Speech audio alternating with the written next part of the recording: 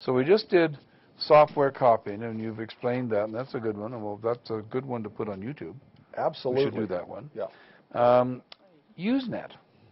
Usenet.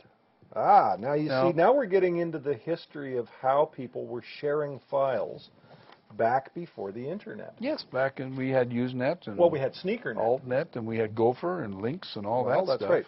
But we don't have Gopher and Links on there. No, they didn't really last all that long. They were only they were there. A year and a half, 2 years. Hey, in 1986, I was using Gopher and Links on a Unix. We were Unix already. We're still Microsoft Xenix. Microsoft Xenix, okay. Xenix, yeah. Gopher and Links. Yeah, I guess they were around for a while. I was using. Well, right. I wasn't an expert like you, so I was using the plebeian style. Yep. And if I wanted to go and I typed something Gopher and go for this, go for that, whatever, right? And it went away. And it would go and find. It was remote file finding and all manner of things. Yes. And but Usenet News, and it still exists today, but it's now an internet service. If you type Usenet News into Google, you'll find news servers all over the place. Mm-hmm. Usenet News started off with a fairly tightly controlled list of subjects. Social subjects, science subjects. Well, tax was one of them. Well, yes. And then there was the alt category. And the alt category had its own hierarchy of things. And what was found in there in a lot of instances was binary files. Okay, well, you'd find software. You would find music files. Eventually, you found pictures and video files, too. Mm-hmm. And those files were some of the first network-shared copying, shared copy of music files. No, I can say I've never, ever, personally, David Ingram has never, ever copied a music file, period. I can't say that. No, I had to if I was going to talk about it, but no, that was I've never ever copied a music file, legally or illegally. Well, you've copied video. That's I've copied lots of video. You see, the video's not covered under the private copying. Only audio is. See, audio here in Canada is actually legal to copy. Well, I'm learning. Now, it's not legal to copy onto everything, but they're so far turning a blind eye and saying, yes, it's legal to copy. But even though people have been copying music since 1986 or so, easily, I've never done that. Mm-hmm. But it's because I never listened to music. Right. I listen to music all the time. I like talk radio. Do you know when... Okay, I listen to CBC Radio, too. And Julian Israelis had this thing on a couple of weeks ago. Send in the musical experience that changed your life. Do you know what mine is? You're going to laugh. Musical experience that changed your life toward music.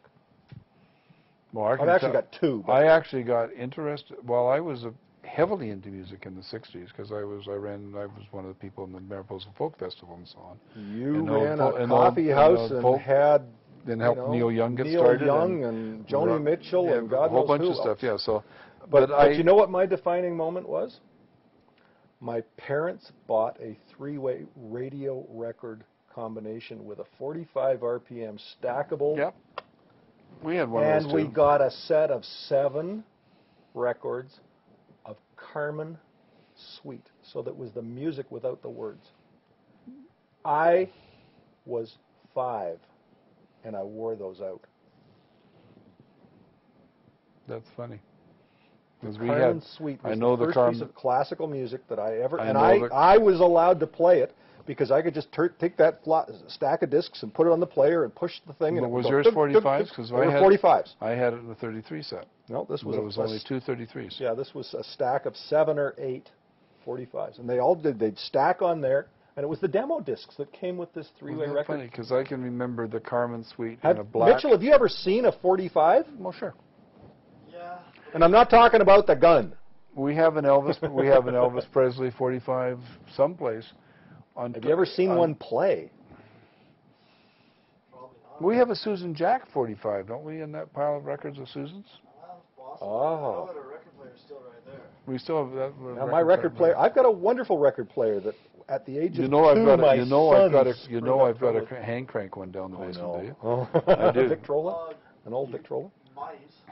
Anyway, the second defining moment was I used to sing in the choir at St. Helens Church out by UBC out here, and prior to it being burned down by some bad thief, it had a wonderful pipe organ, and the choir master was also the organist, and he loved Bach.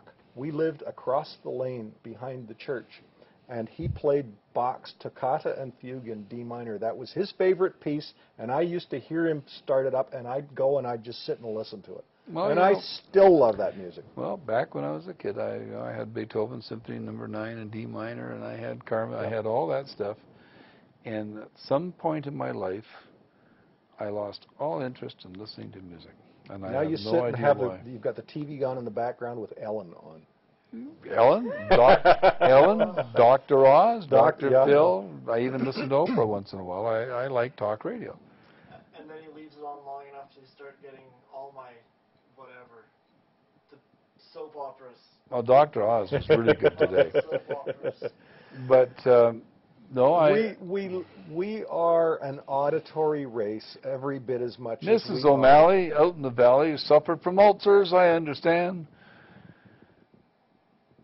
Treated herself with Grandma's Lysol, had the cleanest ulcers in the land. That was my father's record. He used to put that damn thing on him and drive my mother crazy. Mrs. O'Malley out in the valley. And there was a couple more, Sven Olsen, all the old, anyway. We're I a can couple of remember old some really farts, good you know. ones. And you're older than I am. Yeah, I I don't got even you. remember that stuff. I got you by 8 years. I think. Something like I'm that. 67. But I used, You just had it. How old are you now? I'm 59. You're 59? Yeah. Oh, shit, you're getting old. I know. I'm in my 60th year. Good God. Yes, my son? Ah, yeah.